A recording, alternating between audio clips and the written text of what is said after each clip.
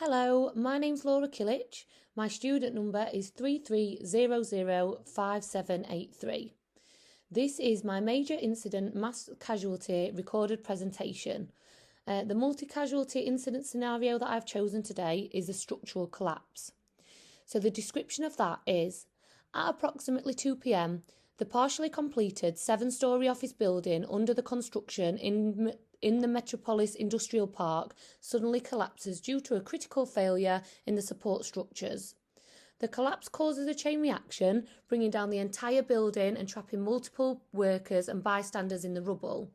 Nearby structures also suffer damage from falling debris, leading to additional injuries. It is light, sunny and breezy from the north. It is in an industrial park with several construction projects, warehouses and factories. And the report came in of a loud crash and massive dust clouds seen by witnesses. Numerous individuals are seen trapped under debris and calling for help. I am the first on scene. So before I get into the actions as a first responder on scene, let me just explain a little bit about methane and what it is. So when a situation falls below the significant incident threshold, the acronym methane changes to ethane. Respondents should take the M, which stands for major incident, into account while making decisions using the joint decision model in order to determine whether a developing incident surpasses a major incident threshold. A methane communication should be sent as quickly as you can to the control room of each responder agency. In order to rapidly develop situational awareness, the methane message should be sent by the first resources to arrive at the location. Multiple methane messages will progressively accumulate information to facilitate shared situational awareness among control rooms and incident responders. Now, I would find a safe place to assess and do a standby methane. So my methane would be M, standby major incident, E, Metropolis Industrial Park, T, 7-storey office building structural collapse, H, further collapse from the unfinished office building and potentially other buildings due to the damage caused by the collapse, debris, access to potential survivors, brick dust clouds. Now A would be accessed through the industrial park, the same way that we came. N is unknown at this time. And E, I would request fire, HEMS, heart, ambulance and an incident commander to take over, for example, a team leader. So I would do my first methane as a bronze operational commander, as I am the first on scene. I would be parked in a safe but visible location with the keys in the ignition and the lights on so that members of the public know where to walk if they're able to do so. After my initial methane, I would don appropriate PPE, helmet, goggles, gloves, high-vis, mask. I would scan and look around the area to see if there is any patients visible or if I can hear where people may be trapped under the collapse.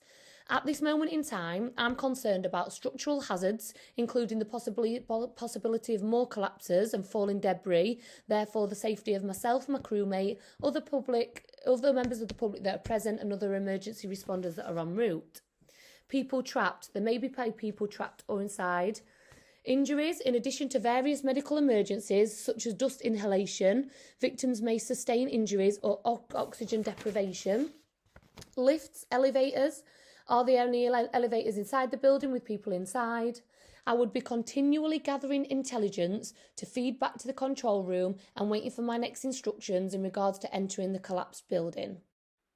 2 new triage tools, the NHS Major Event Triage Tool, MIT, and the 10-second triage tool, TST, have been developed as part of the NHS England Emergency Preparedness, Resilience and Response Clinical Reference Group study of major event triage. Both tools have been thoroughly tested in the field with a variety of responders in different settings. Through the use of lessons learnt from recent disasters and expertise from both military and civilian practice, TST and MIT enables the NHS to create and promote best practices in the clinical management of large incidents and mass casualty events, aiding doctors in the care of these patients. Since June 2024, NHS England has authorised its usage in all NHS hospitals and ambulance trusts throughout the country. For usage at the scene and in hospitals, this one method has taken the place of triage sieve, triage sort and paediatric triage tape. As new information based on a growing body of data and experience becomes available, this guidance will be periodically reviewed and reissued. So the primary triage tool, TST, with an emphasis on giving life-saving interventions as soon as possible, the TST is made to be quick, easy and efficient at prioritising a large number of casualties. Controlling severe bleeding and opening the airway are two of these, which are proven to be essential for maximising patient survival in the early stages of injury. Although it was primarily created for situations where the number of casualties greatly exceeds the number of rescuers available, it works just as well in any event involving numerous patients. This is a tool that I would use in this scenario. I would start to triage patients that are visible and accessible, telling people who are able to walk to do so towards my ambulance after giving them a P3 wristband. In order to triage as many other patients as quickly and efficiently as I can, I would start administering wristbands P1, P2 and not breathing to the remaining patients I am safe to approach with my crewmate helping me in a methodical manner. This method enables us to report back to comms with a more accurate number of casualties. So the secondary triage tool, MIT, children who are not breathing can have their rescue breaths considered by the MIT following submersion, immersion or smoke inhalation. P1 refers to children who are considered to be younger than 2 years old and do not walk. The number of P1s in children would unavoidably rise as a result. Therefore, staff members must be mindful on the strain of the P1 area and make sure to conduct early reassessments. The key differences between the two tools are that MIT is utilised with children as well as adults and that it addresses catastrophic bleeding first in line with developments through clinical practice. The Joint Doctrine Edition 3.1 maintains its essential values of minimising harm and saving lives by offering a shared method of cooperation. It outlines the duties and procedures for response personnel and those who assist them in a multi-agency operating environment. The level of interoperability required for a successful joint response will be attained by adhering to JESOP. The joint doctrine is adaptable and the models and ideas are equally applicable to daily joint operations, even if JESOP began in order to guarantee better handling of catastrophic situations. The points that follow are the joint doctrine's main aspects. Principles for joint working, the principles we expect commanders to follow when planning a joint incident response. Methane, a common method for passing incident information between services and their control rooms. Joint Decision Model, JDM, a common model used nationally to enable commanders to make effective decisions together. The joint decision model should be used by commanders to assist them combine the facts at their disposal, balance their objectives and draw wise conclusions. The JDM, like the majority of decision models, is based on 5 main factors. Working together, saving lives and reducing harm. Responders are reminded by the Pentagon in the middle of the JDM that all choices should be made together while keeping in mind the main goal of any emergency response, which is to prevent harm and save lives. Gather information and intelligence. In order to create a common situational awareness, this stage entails obtaining and exchanging intelligence and information. No single responding organisation can immediately understand all the pertinent aspects of an emergency at any given incident. Assess threats and risks and develop a working strategy. Responders evaluate the situation together during this analytical step, taking into account any particular threats, dangers and potential injury. Identify options and contingencies. In almost every case, there will be multiple approaches to attain the goals that were set. In order to assess the variety of alternatives and uncertainties, responders should collaborate. Final one is take action and review what happened. Regular reviews of actions and their results are necessary. Responders should use the JDM to guide their decisions until the crisis has been resolved, taking into account any new information or intelligence that becomes available or develops during the situation. The necessity for emergency services to collaborate as efficiently as possible during significant, grave or catastrophic incidents or events has been demonstrated by recent events.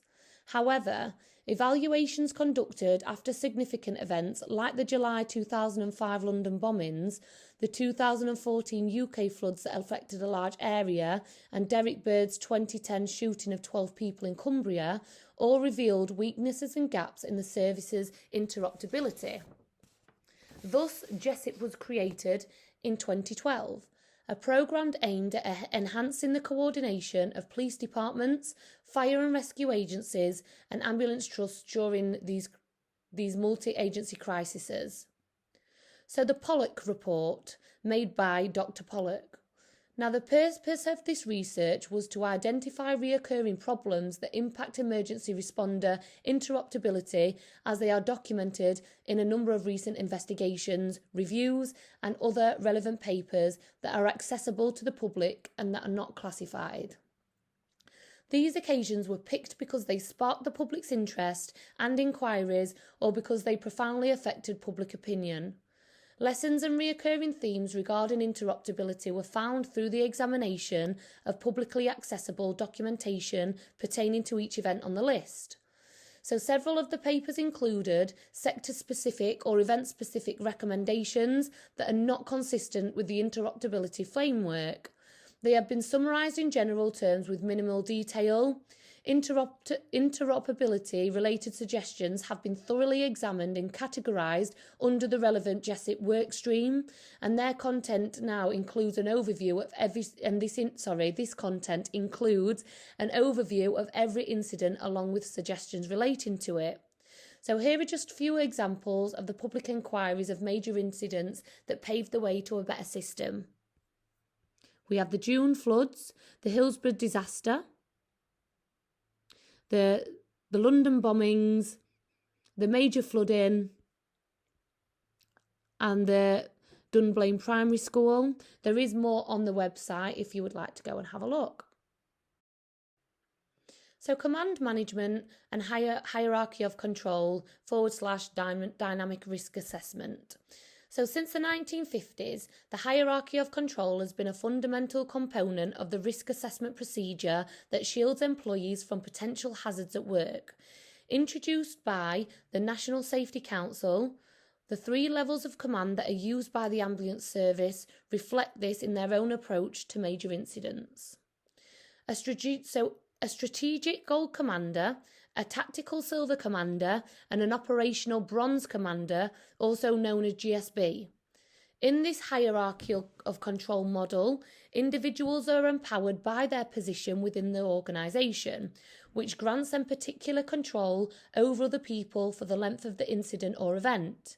Now, this maintains consistent irrespective of the person's position within the daily structure of the service.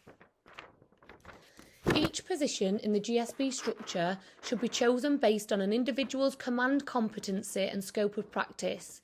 It is generally accepted that certain responsibilities require that a person with more experience and training perform specific command duties, such as a TL. The Gold Commander is in charge of the entire command and operates at a strategic level. The ambulance incident commander is another name for the Silver Commander, who operates at the tactical level. This person is in charge of creating the tactical plan for the incident's resource utilisation. The Bronze, operating at an operational level, the Bronze Commander is in charge of the tasks carried out on the scene.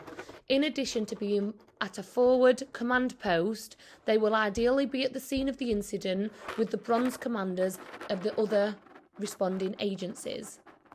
In this situation, I am first on scene, so would assume of the role of the operational Bronze Commander until someone can come and take over from me, such as a team leader, as mentioned before. Now, with the dynamic risk assessment, which can be found on JR Calc, only leaders who make logical, legal and justifiable decisions will be able to exercise effective command and control. The dynamic decision-making cycle, as I said, found on JR Calc, can be used to support this decision-making process at any emergency situation and is appropriate for commanders at all levels of the chain of command.